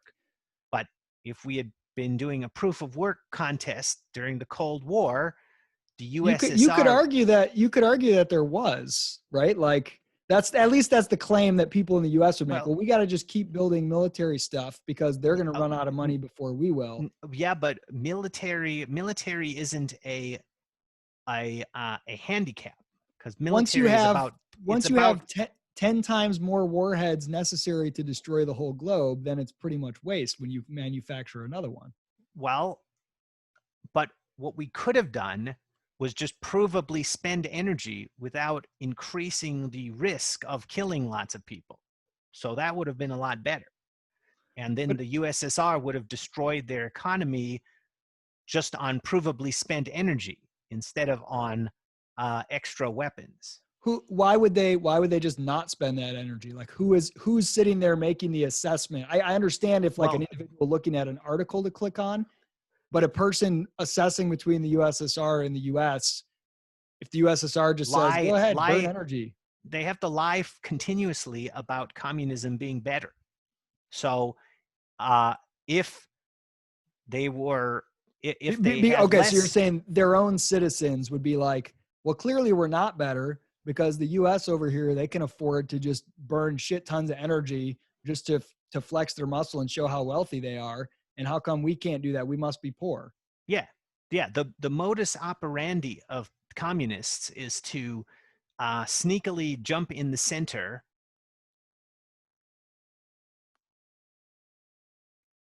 If we had a proof of work filter, they wouldn't be able to do that as well. And, Karl Marx lived as a parasite. So he was a less fit male. And if he had to do proof of work on Das Kapital, he would have made himself less healthy a lot more quickly. See? So, and when I say that people who disagree with me are less fit males, that's not everybody, because I just talked about how Craig Wright disagrees with me, but clearly he's not shy about signaling fitness. So Daniel, would you say that, like, I want to stick with this communist government sort of example, putting on massive parades and building giant sculptures and all these very conspicuous forms of showing your industrial fortitude and all these things, those are too easily faked in compared with just burning energy? Right. They're not as cheap to assess. Okay. So like a parade of 1 million people all dressed up and doing some coordinated dance. Yes, that obviously took a lot of time and energy put together, but it's harder to determine how much relative to other things. Whereas if you can see somebody burned however much energy, you can measure that against others more easily. Right. And proof of work operates at an earlier time as well. So if we were using proof of work with communist capitalist debates, we would have ended communism before it took over economies, or at least that would have been more likely. So people would have had to have proven that they're fit when they were just writing books about it. Do you think that you are potentially, I'm not accusing you of this, but do you think that you are potentially assuming that more human beings think in a more software or machine-like manner than they do? Maybe you calculate on that way. So I'm just going to give an example. So like, let's say it's my anniversary, and I say to my wife, I want to show how much I love you. I just took $5,000 out of the bank. I'm going to light it on fire in front of you. And that's my proof that, whatever. I that's not a good example because it's not necessarily proving I love her, but some crazy thing, right? Doing some self-destructive thing to demonstrate, or just saying, I'm going to prove my love in a way that's easily calculatable in like financial terms or gigawatts of energy. That may actually be offensive to some people. They want something that's maybe not as consciously legible, but it plays on some subconscious or emotional context. So like a parade might Yeah, make you more proud of your country than just seeing that they burned a bunch of energy. Feel. What matters is the optimal strategy. So what I say is people just have to learn a better strategy, and people's emotions about proof of work are getting in the way of using it optimally. So we But- need a new man for your system to work? Nope. All I'm saying is the people who use proof of work correctly will be better off. Hey, So- Daniel, Yeah. can you help me see an example, like an everyday example that this method would be more valuable for? So for instance, I believe earlier Isaac referenced the idea of, I want to get a bunch of people to read an article. And let's say I have a bunch of money and I can get Michael Jordan to retweet the article and say, everyone should read this. Like, we know that's going to be a pretty powerful result. And you can't easily verify like how I did that. Maybe I'm just close friends with him, or he feels sorry for me or something. If you were able to get Michael Jordan to create a Twitter account, that would be the costliest signal of all, I think. Yeah, he has one. Oh, he does? I didn't know that. Sorry, sidetrack. Continue. Jumpman 23. So, or I can take that money and I can put it all, on like, hash power or something, and have that as my signal, like use Boost Pow to like give it a higher ranking. Are you saying that Boost Pow will be better? If you're not saying that, can you give me an example of a scenario where it would be better to do it that way? Yeah. I mean, it depends on who you want to read it, right? Because right now, not very many people are using Boost Pow. So if you got to the top of the ranks on boostpow.com, you would not get the same degree of attention than if you got Michael Jordan to retweet an article. But what I do think is that the people who use proof of work as their initial filter for all information will be better off. So eventually, that's what I think everyone will do. But why do you think that specific form of proof of work, as in hashing power on Bitcoin, will be superior to other forms of proof of work that I think like there's, like, let's say it's an article about basketball, knowing basketball fans, knowing what it takes to get Michael Jordan to say something and all the weight that comes with that. In a way, it proves that you put in all this work to go and do this and spend all this money and blah, blah, blah, in a way that's more context specific, that may be more valuable than this particular type of proof of work, which is paying a miner to expend energy and prove it on the blockchain. Well, I mean, you should use proof of work as your initial filter. So you should do proof of work first, Michael Jordan second. That's what I think. And it's better because there isn't any costly signal that's cheaper and easier to verify than proof of work, because you just run the SHA-256, and that's potentially a falsifiable statement. So prove me wrong on it, but I don't know what else would be a better option. I'm willing to buy that, like literally lighting money on fire, but in a provable way, essentially. But but there's a difference between money and energy, because money is just paper. So what's really being wasted if you burn money is the ability to spend it, which that could be a lot, or it could be that we're going to have hyperinflation tomorrow, which means that it actually doesn't mean anything. So I think but burning, at the time of the energy consumption, it was purchased with money. So it's essentially burning money. But the cost of money is a very different thing from the cost of energy. Yeah, but I think the signal, to me, I'm still going to translate it into whatever the modern unit of account is. When I see, let's say you boosted something X amount, and I know it took this much hash power, which is this much energy, and I know how much that cost. I know the opportunity cost in dollars. Right. Yeah, no, that's reasonable. But if somebody was burning dollars, that would be different from burning energy, even if they had the same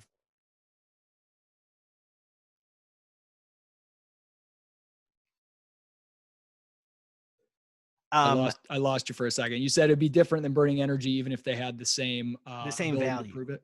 Oh, the same value. Okay. Yeah. So, okay. I'm not sure I'm completely sold on that. I agree that they're different. They're different goods, but I think it's essentially just adding a step in between. I'm still going to think of it in terms of how much money you spent. Well, yeah, but you rank content, and you could rank it in terms of the value of the energy spent. Right, But exactly. Burning a dollar bill is not the same thing as burning a dollar's worth of energy. Why? What's different in a signaling sense? Because the cost of money has to do with future new opportunity, whereas the cost of energy has to do with using machines right around you that are like nearby, that are present. You know what I mean? Whereas the cost of money requires understanding the entire economy in order to determine. I'm not sure that the psychological difference to the person trying to use the proof of work as a filter is that significant. But it's not psychology, it's economics. So but at the end of the day, if you're trying to get people to use it as a filter, they're doing that. I'm not trying to get people to use it as a filter. Okay, I'm just saying you're better off if you use it as a filter. But if you don't want to, that's fine. Like Boost works if there's only 3 people using it, because there's competition for attention. See, what I want is to talk to other rational people, but I don't care if the rest of the world doesn't use it. I think rational people will want to use it. If the rest of the people don't want to, they're just worse off. You know what I mean? I'm not trying to get them to use it. Sure. No, that's fair. I guess I'm just I feel like okay. Let's just accept that is the cheapest and easiest way to create that, as you sort of put it, like the first level filter of what I should listen to. I'm trying to think back to this Michael Jordan example with an article you want people to read. Is that a solution in search of a problem? In other words, if I already see that Michael Jordan is retweeting something, I may not need a pre-filter before that may be enough to me, right? Right. Yeah. Boost POW is a solution in search of a problem. It's your job to solve problems with it. I only provide the service. So you don't have, give me some examples of the types of problems you see, let's say the first few use cases of Boost that people would do, and why those are superior to other ways that people would costly signal in that use case. Okay, well, a spam filter, a literal spam filter, because remember earlier I said you can think of proof of work as a generalized spam filter. So I've got my email inbox and my spam literally filter. A spam filter and upvote system. But it can be used anytime you have more candidates than you have time to look at.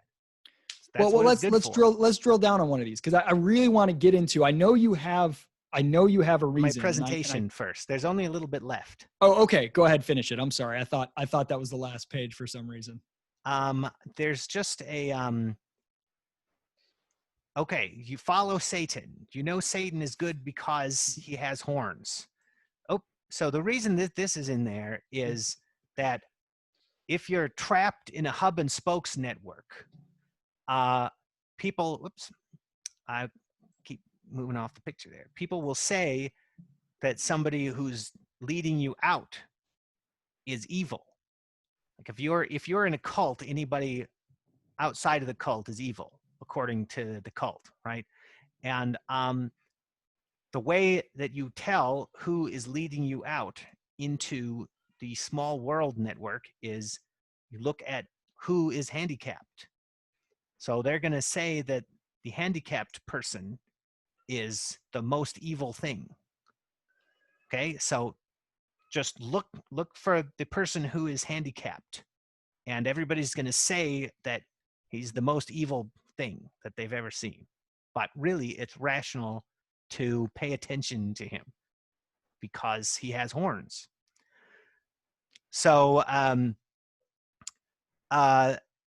So follow Satan and we'll all be in heaven, because everybody will be ranked just like in Dante's Paradiso, and they'll find the perfect rank. Final thoughts: handicaps both demonstrate cost and are easily assessed. Demonstrations of cost are correlated with fitness due to the strategic choice, and handicaps are not the only reliable information concerning fitness. Rather, they are the optimal way of getting cheap, relevant information about it. And the last point is the correct statement of the handicap principle. So that's the presentation. And okay, so let's pick one of these. Let's say the upvote system, and let's use Twitch. So would you argue that if I post something on Twitch and it gets 10 likes as currently construed, and I get a few cents for each of those likes, a superior system would be those, if somebody clicks like, they have to pay the same 5 cents, but I don't get it. It just goes into paying a miner to burn some energy. Well, no, I think that the like is a tip. Liked a lot isn't a reason that you would want to look at it. So if you want other people to look at the Twitch, then you should use boost. But if you want to tip the author of the Twitch, then you should use the like button. Okay, so let's say I compose a Twitch or I see one that I like. You would argue that me being able to spend $10 for a miner to burn some energy and have that signified on there, Isaac burned $10 worth of energy supporting this Twitch, that's superior than Isaac tipped the author $10.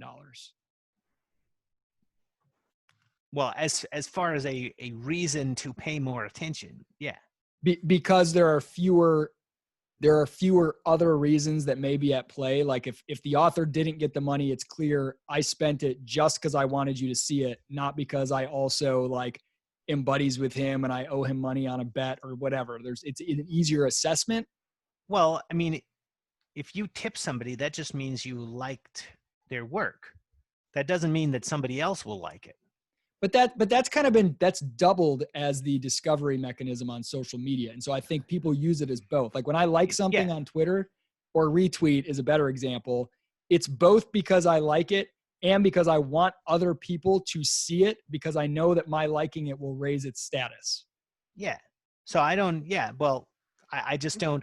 Well, on social media, a like on Twitter, a like doesn't mean anything, because it doesn't cost anything. It's free. It's just a number. It means something though. It means something. Like there's a reason you like things, because you know that there could be a reputational cost to you if the thing you like is perceived as shitty. It's a low value. It's low risk, low reward. You may think of it that way, but like a bot who's controlling Twitter isn't going to think of it that way. Yes, right. But so I'm just trying to get at why. So to get rid of bots, for example, with the Twitch model, every user has to pay and the money goes to the other user. Why is the money being burned superior? Just because it's easily verifiable waste. Okay. And when you see that, you know that whoever did the wasting made a strategic choice. And that means that the result is correlated with fitness. So the purer the waste, the further removed from just a costly signal and the closer to a true handicap, the better, the more attention people ought to pay to it. You're saying you don't know that they will, but in your mind, they ought to. And if they all play the game over the long haul, people will begin to pay more attention to it based on that as the first cut. Yeah, because the people who do will win out more. And it's because the meaning of verifiable waste is less ambiguous. I feel like there's, I don't have a concrete, I'm not making a concrete argument or disagreement here, but this feels a little bit to me like a Chesterton's fence situation where like you come across a fence and you don't know why it's there. You're like, let's tear this fence down. And then after you tear it down, you realize it actually was there for a reason. The complexity of signals that we're always sending and picking up on and interpreting, I feel like is pretty vast. And there's something in me that feels like, I just don't know that stripping it down and making it so legible and numerically calculatable, I feel like there's something that's being accomplished by these. Oh, I got to put it this way. I think that spending money is not costly enough. Maybe that's how to put it. It's there's something more costly about a more complicated signal that involves like social status or knowledge of the audience versus just spending money to boost it. It's energy, but proof of work is energy, not money. Okay, then burning energy. That's you can buy it with costly money. Energy is the motive power, or well, that doesn't sound very good to a physicist. It's the energy is the source of all motion. Like if the more energy you lose, the closer you are to being inert. There just isn't anything that's more closely connected to reality than proving that you can spend energy. The energy is the most real thing that there is. Do you think that other people think that way? Well, I just think that what I'm saying is the optimal strategy. So if they don't think that way, then they're worse off than me. But this isn't about convincing people. This is just about doing what's better. See, I like. Oh, sorry. No, that's fine. Go. What were you going to say? I think I might be beginning to understand, or I may be going further away, and you can help me. Your case is not that everyone is going to be persuaded by this approach, and the case you're making is not that this is necessarily relevant to every single thing that you want to use to get people's attention. So Isaac's example, for instance, of showing your wife that you love her, this may not be effective for that, and that's okay. But there do seem to be areas of life where showing that you can afford to burn energy wastefully is really valid. And in most of those areas, you can easily fake the handicap. You can easily fake the or fake the signal. And this seems to be quite useful for areas where you may want to signal strength or wealth or credibility by saying, yeah, I can afford to burn energy. That's not useful for everything, but that is useful for many things. Like, for instance, wearing a nice suit into the office if I'm a financial advisor, having a Porsche in my driveway, or pulling up in a Porsche if I sell insurance or something along those lines. There are areas where looking wealthy or being able to show people that I can afford to waste is powerful. And this seems to be such an example that can be faked. Yeah.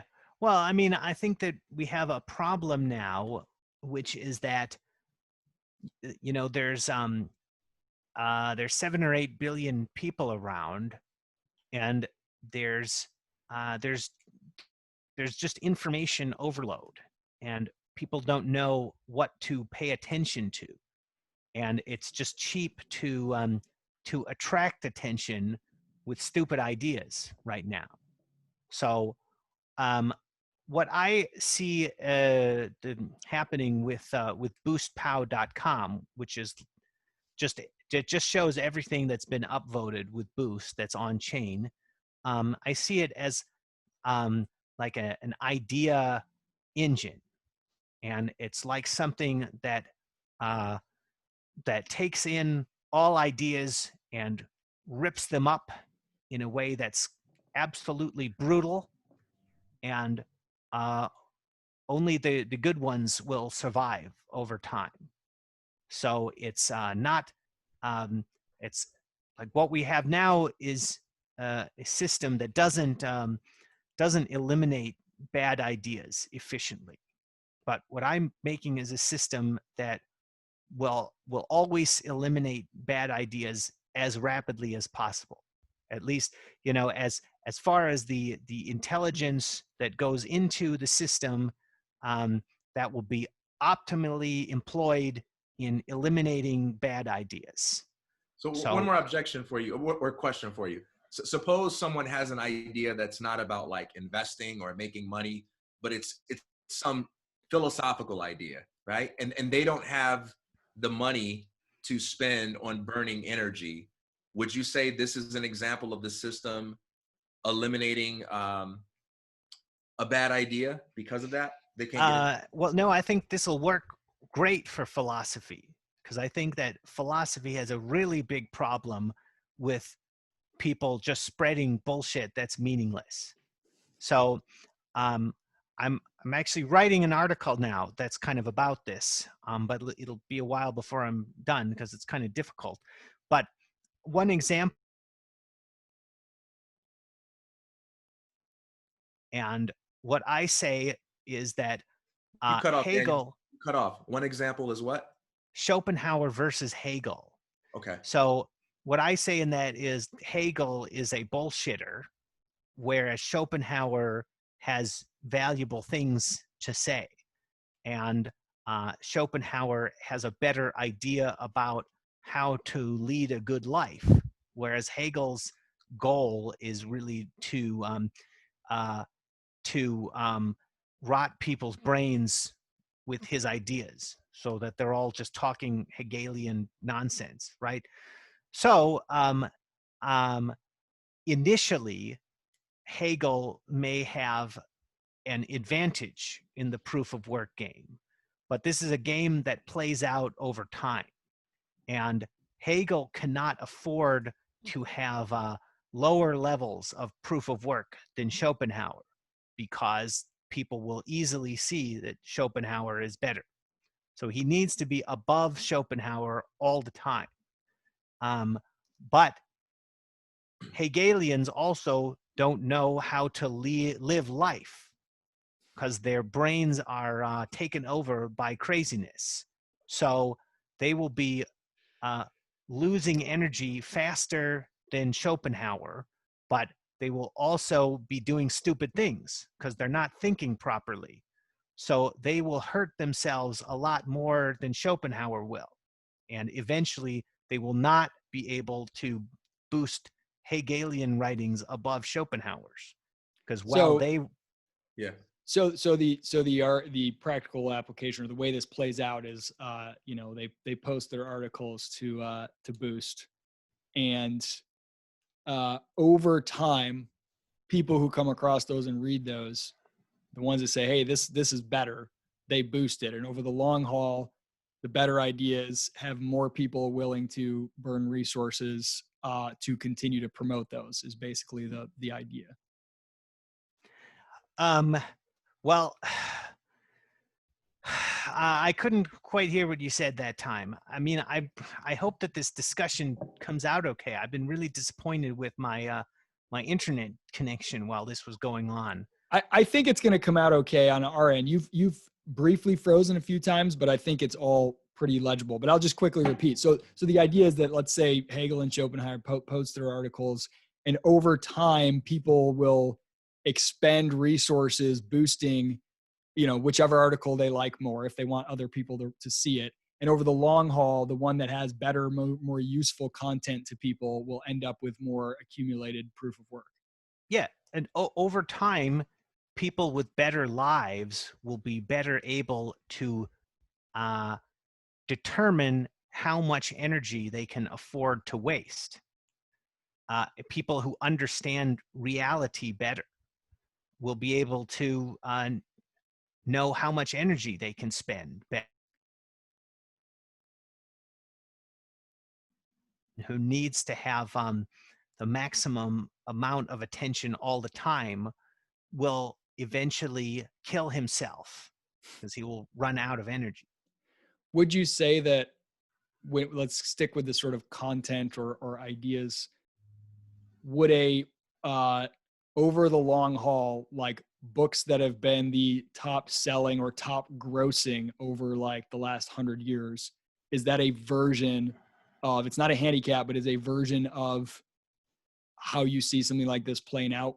More people willing to expend resources to it's not necessarily to promote it in the case of books, but No, because proof of work is before the fact, whereas Okay. earning money is after the fact. yeah.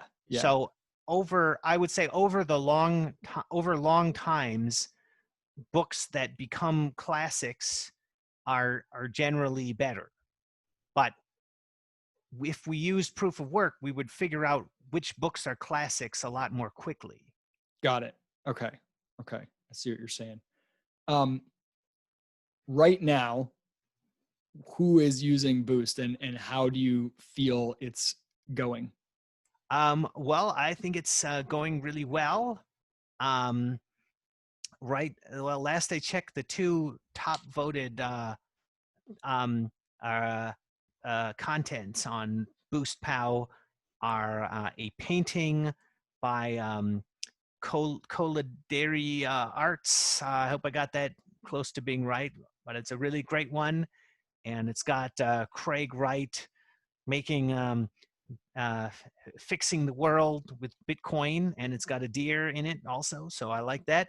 And the second top voted content is a meme with the Joker, the Heath Ledger Joker, where he's burning money, and he says, "It's not about the money, it's about sending the message." So let's say Streamanity implemented Boost. As a creator, say we post this video, I think I would rather like earn $1,000 from people paying for it than I would see that people were willing to burn $1,000 worth of energy to promote it. What's the incentive for the creator? How do they win besides just maybe their ideas getting more visibility? I mean, maybe that is enough of a win, but versus like getting money directly. Well, I'm not here to solve that problem. You're just saying like this is an additional layer of another additional signal that's a really, really valuable one for the reasons you've just gone through that can be applied in different contexts that may not negate payment or something or tips or whatever, but may add. Yeah, tipping is for tipping. Proof of work is for gaining attention from rational actors. Yeah. That's what I think. And you think it's superior to the like, hey, I promoted this and then I promoted it and now any additional person that sees it, I get a little bit of money kickback from that. That's inferior because people will go and just start spam promoting stuff and they're not, because they think they're going to get the money back versus just burning the money and being like, I know I'm not getting it back. It's worth that much to me to promote this. Well, I mean, I think that proof of work is a reason to pay attention. But if somebody invests in a video so that they're going to get income from it later, that's a reason for them to buy proof of work, because then they want the video to get more attention. But just because they've invested in the video is not in and of itself a reason for the video to get more attention.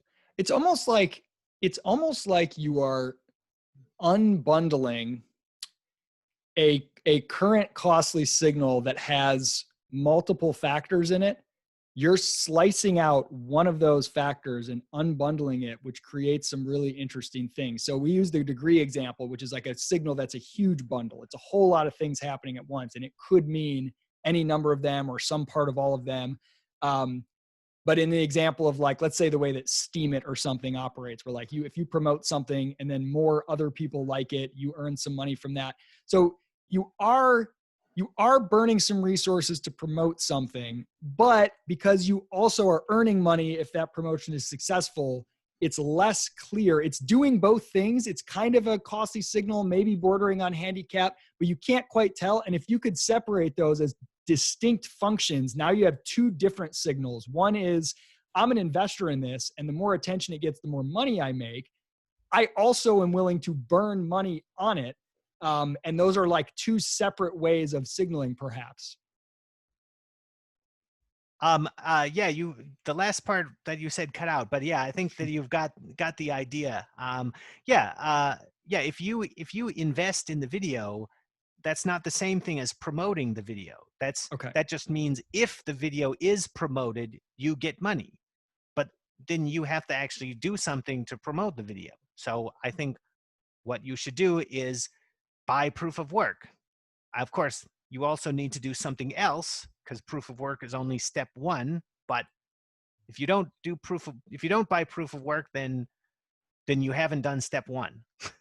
This is really fascinating to me because I think it'll be exciting to see how this plays out in the market, because the theory is that there is value in separating out the different types of signaling that are occurring. Often a single action is bundling a couple of those together. It might be some handicapping, it might be some cues and some other stuff. And the theory is by separating those out and making it transparent, this is just a handicap. Now these other signals are separate, is going to be a benefit. And whether it's preferable to have those bundled up in a slightly ambiguous way, or it's preferable to have them very distinct. Here's the costly, the handicap, and then here's the other forms of signaling, is kind of what we'll figure out based on how Boost is used. Yeah. Well, I know what's going to happen, but Daniel, what I like about this, so I've been thinking about it the whole time, is like a promotional tool, right? How do you take something that you want people to see and put power behind it? But I think what excites me the most is that it's a punishing tool. Yes. It's a superior mechanism for punishing the lies. Yes. For bringing to destruction, that which is not worthy of attention. I think everything kind of comes together for me when I think about it in that way. Yes. TK, you punish yourself. That's what people don't like about it. That's what less fit males don't like. They don't want to have to punish themselves to get attention because they're going to kill themselves. Walk me through what you mean by that, TK. So you mean the person telling the lie, they would have to burn a bunch of money in order for that lie to get wider purchase. And so they would have to basically kind of a similar idea to like the troll toll on Twitch. If I want to harass you, I have to keep paying more and more money to do it. Yeah. Well, yeah, wait, well, let me answer let me quick talk about the difference between Boost and troll toll. The difference is troll toll is actually for trolls. It's for people you don't want to listen to at all. And so you're just saying, pay me if you want to talk to me. That's for people you don't want to listen to. Boost is for people you do want to listen to, but there's just a barrier of entry for them to get your attention. TK, what made you have that, like, oh, I get it, this is an anti-lying device rather than a pro-truth device? Yeah, so I think there may have been an example that Daniel himself used about dating, and like the guy who goes to the club and dresses up with expensive looking clothing in order to attract someone, that on the surface, it's a good signal, right? It says, I can take care of myself, like I've got something going on. But the problem with it is that it's easy to fake. There are a variety of different ways to show up strong without making an actual sacrifice. With Boost POW, there's only one way to show up strong, and that's to make a verifiable sacrifice. Whereas in the world of advertising, even with my Jordan retweeting my article thing, I can show up strong in all sorts of ways that allow me to game the system in ways that don't require me to make an actual sacrifice. Yes. How do you, like, I still feel like there's a potential gameability component, because if I can just exchange dollars to buy an energy burn, I can get those dollars through some illicit means or through some. Are you saying that that maybe in the short term, but over the long term, that's not a sustainable strategy? Right. Yeah, I believe that crime doesn't pay, and there's more risk in taking money rather than providing things in exchange for money, and that's what makes a person less fit, is that they have to take more risk on to gain money. And so if you're boosting something and you have an offer that's not good, that's why you have to boost it less.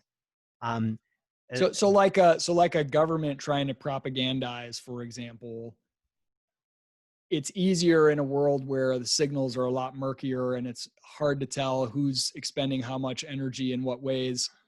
But if they literally had to pay to boost things, they would have to either keep raising taxes, keep printing money, and that runs out maybe faster than other forms of trickery. Yeah, they just destroy their economy more quickly with their stupidity.